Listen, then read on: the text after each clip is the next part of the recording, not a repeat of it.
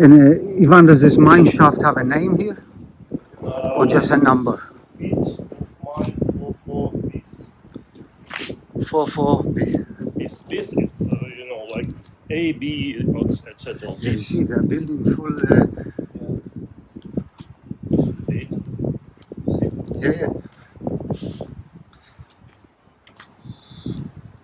Yeah, here you see it's written about what is this, and it's all old photos of 1943. It's part of the bodies that was people was able to get out from this pit. Bodies, part of the bodies, it was several bodies. I don't know how many. It's written here that from the general depth of this pit was 365 meters, and when Soviet soldiers came here, 310 meters was full of bodies. Yes.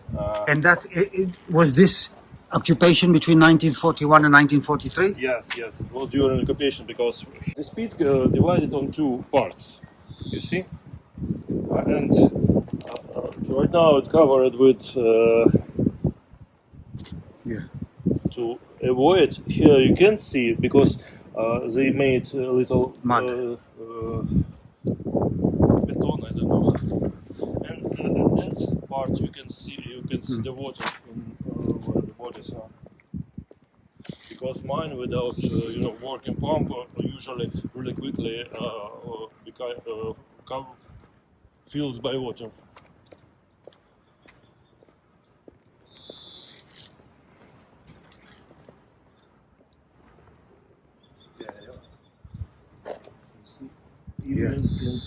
It's dark there, but in somewhere there. Yeah, on the side you can see the side. Yeah. Totally it's open. A little bit, from the because of the time the cover was broken, so now you can see this place.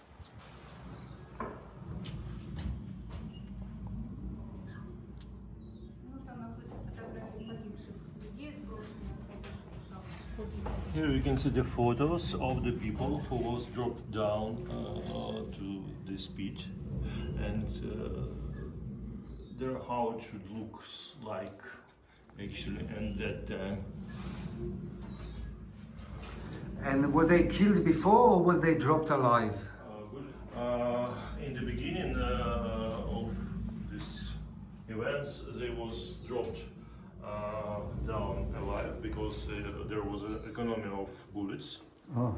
После того, как одна из жертв тащилась в Гитлера, стали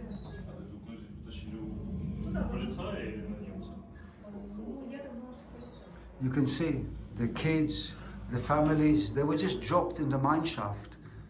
After the situation where one of the polizei was taken with one of the person down, they start to kill before to avoid this situation. Okay, can you explain that situation to the audience? Okay, one of the person who was dropped down to the mine just took one of the polizei, the guards. Ukrainian Nazi polizei, yes, and fall down with him. Okay. So after that, they decided to kill people before drop down, just avoid this situation. Okay.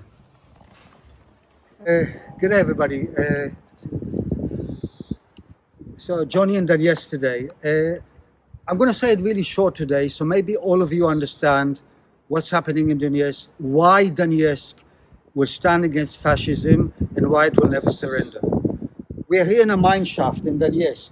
It's called 44Bs. 44Bs. During World War II, a bigger massacre occurred here than even in Babi Yar in Kiev. 75,000 people were thrown down a 365-meter mine shaft. Jews, communists, resistance, all together. 75,000 people. This is only here. There were 5 other massacre points in Donetsk. Ivan told me about it. Maybe one day we will try to find all these massacre stories. So between 1941 to 1943, there was a huge concentration camp in Donetsk. And when people were disposed of. They were disposed in this mine shaft here. I invite all the world to come and see it and understand why the people of Donetsk will fight fascism. They will fight even if they die. This is the story of Donetsk, the story that nobody in the world is telling you. Donetsk is not new to the story of the fight against fascism. This is the second time around. 80 years on, the second time around. And I must say that even a lot of people in Donetsk don't know about this place. This should be a national monument. It's one of the biggest massacre sites during the occupation. And I have to remind you that the people that worked in the concentration camp and things like this were Ukrainian fascists. Ukrainians that aligned at that time with the Nazi regime. So the story is not a new story. The story is a story that is repeating itself. And today we came here to pay homage to all the people that die here, and we will also check out the museum. So Johnny H. Reporting to you from Donetsk. Not many people here, so please share this with the world. Like, subscribe. If you have a dime, you can donate. But the most important thing, the world needs to know the fight against fascism in Donetsk is not a new fight. And the people have a genetic memory because their grandfathers were here. Some of them are still alive. I would love to find one day somebody who's still alive from that era. Ivan, our audience know you. You are the head of Verum. You've been investigating war crimes. But really, this is the original war crime. Yeah. I mean, how does it make you... What do you feel when you are here? Because this war crime happened 80 years ago. This is a story of Donetsk that we really need to spread around the world that hardly anybody knows. You know, actually, my grandfather was kid when all this happened, and he stayed under occupation here in Donetsk. And once German soldiers kept him, no matter he was a kid, and put him into the concentration camp. And my grandfather just bought him out from this camp for golden coins. He had some golden coins somewhere, and he saved him. No matter what, my grandfather told me a lot about how it was, how angry was, especially not even German soldiers, but how angry was Ukrainian polizei. They was really cruel, really, they did a lot of war crimes. So for me, it's the reason why Donbass, this place, one of the reasons why Donbass, it's always gonna be international city, it's always gonna be against divided nations, it's always gonna be against Nazism. So for me, it's the symbol that all people over the world, and especially here in Donbass, should remember forever. This symbol is very powerful because it basically they're being thrown into the mine shaft. Yes. You know. Yes. Actually, this symbol, it wasn't here. This monument wasn't here until 2023. It was rebuilt.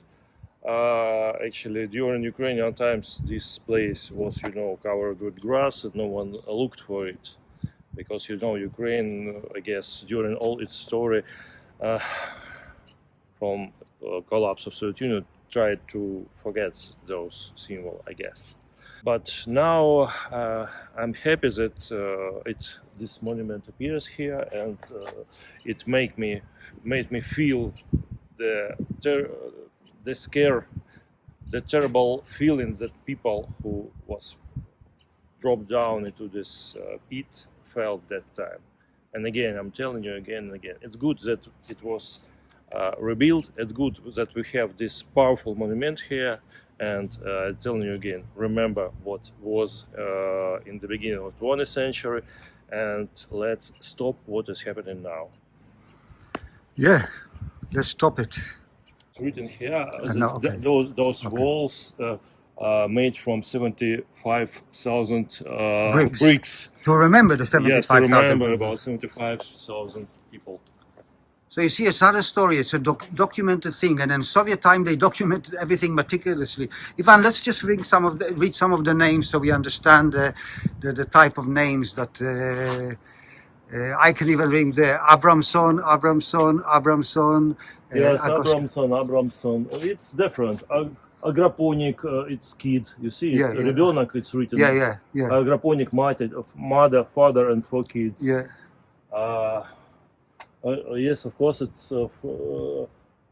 Here's a lot of Jewish. I think it's family Jewish name, names, but I not also see also not Jewish names Yes, also. it's, you see, it's just Jacob, whole okay. family. Zajuir,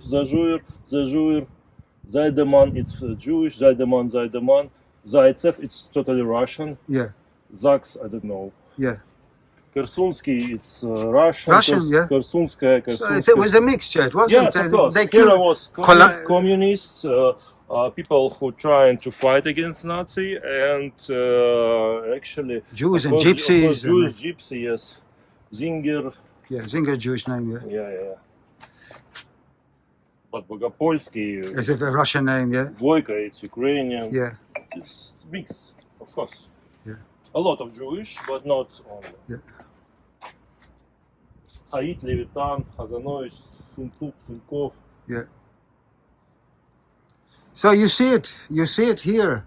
The world doesn't understand. They think that Russia woke up one morning, decided to invade Donetsk. And you must understand.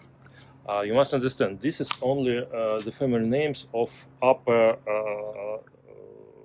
Layer that they could layers retrieve. that they was able to put out, because most of the bodies was covered with soda, to make it Disintegrate. Yes, and a lot of the bodies was taken by water, because pit was covered with water deep underground, and a lot of bodies they just couldn't took out, because it was not bodies, and there was no genetic investigation that time, then a genetic test, so they just small pieces of the bones they couldn't took out. Documents about crimes on this mine for bees. Who organized this documentation? It was special commission for investigation of crimes of German Nazi in city Stalin. You see it written Stalin. Yes. Old name of Donetsk. Yes. And this documentation was given to the museum. In these documents written that there were 75,000 persons dropped down into the pit of this mine.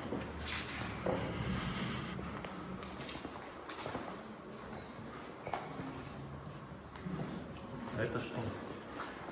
Это материал уже об освобождении Донбасса. В 1943 году был освобожден, и это уже как начался процесс восстановления шахт, заводов. В основном работали женщины. So this is exhibition about liberation of Donbass actually, and about how Donetsk was rebuilt. And you see, mostly women was working. Because a lot of the men died. Huh? Of course. See here. Да, женщины работали вместо забойщиков, вместо мужчин в шахтах. Even in the mines, in pits, women was working. So if any of you wonder why Russian women are so strong, you can see, even documentation from 80 years ago. Western feminism is way behind and actually not applicable. Это значит, что женщины такие сильные, дают там натуральные доказательства, и западный феминист далеко позади. Это точно. А это разведчица Нина Гнилицкая. This is Nina Gnilitskaya, actually a woman from Donbass who was Partisan. yeah.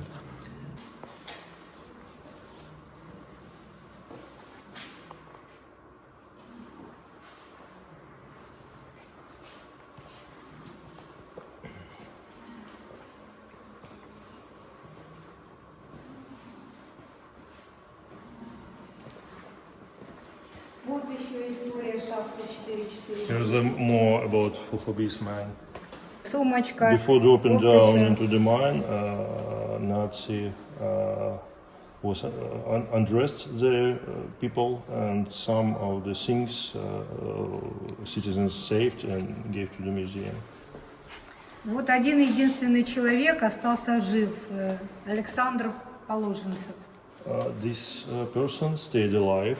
He showed when they was shot before drop down. He used to show that he Pretended, yeah. pretended that he's died. Падая, уцепился за канат. And when he was falling down, he kept rope Раскачался, ушел в боковой штрек. and waved and go in some. It was some kind of hole in the wall of pit, and he used to. He was able to hide. Ночью вышел на поверхность, поднялся по канату и ушел в партизаны. At night, he went Get up and join the up and partisan. joined partisan. Он давал потом показания на судебных процессах. During judgment, during court, he told a lot about the situation. So there was one Evidence. evidence who saw. И вот подлинные фотографии подъема тел из шахты 4-4 bis. Это подлинная There is фотография. the real photos, the copy of it you already saw. Yeah. Yes, how bodies was took out one night from 1 мая на 2 1 мая 42 года. One night in here in ghetto was 3,500 Jewish, and this night from May 1st to May 2 of 1942, all these people, Taken. 3,500 was dropped down. So Donetsk also had a Jewish ghetto like Warsaw and Warsaw and places like this.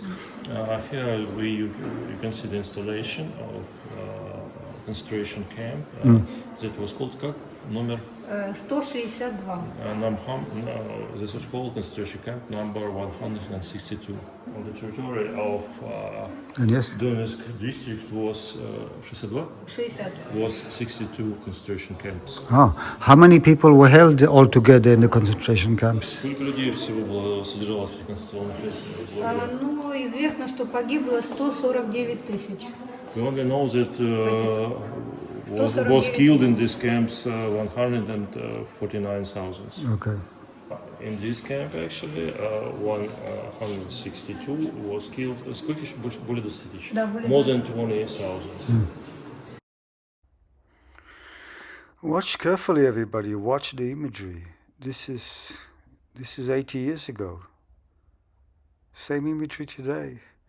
Ukraine with their Nazi symbols, and Donetsk standing up and fighting again. History repeats itself, and Russia doesn't want to face this history again in the future. What does this say, Ivan, there? And what does this poster say? Revenge for killed father, for sister in prison, for mother died because of hunger during the times of German occupation. Revenge by work. Help faster rebuild our native Donbass. So you see, this is not new, absolutely not new for Donbass. And still in the living memory of the people. And what does this say? We will rebuild you our native Donbass. And this is interesting. We will work instead of men.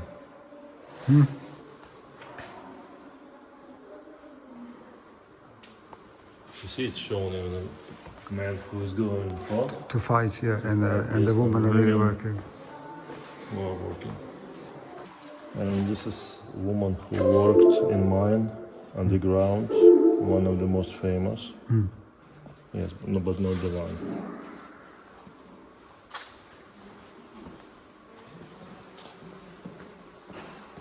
Хорошо, thank you very much. I think really, That's all right.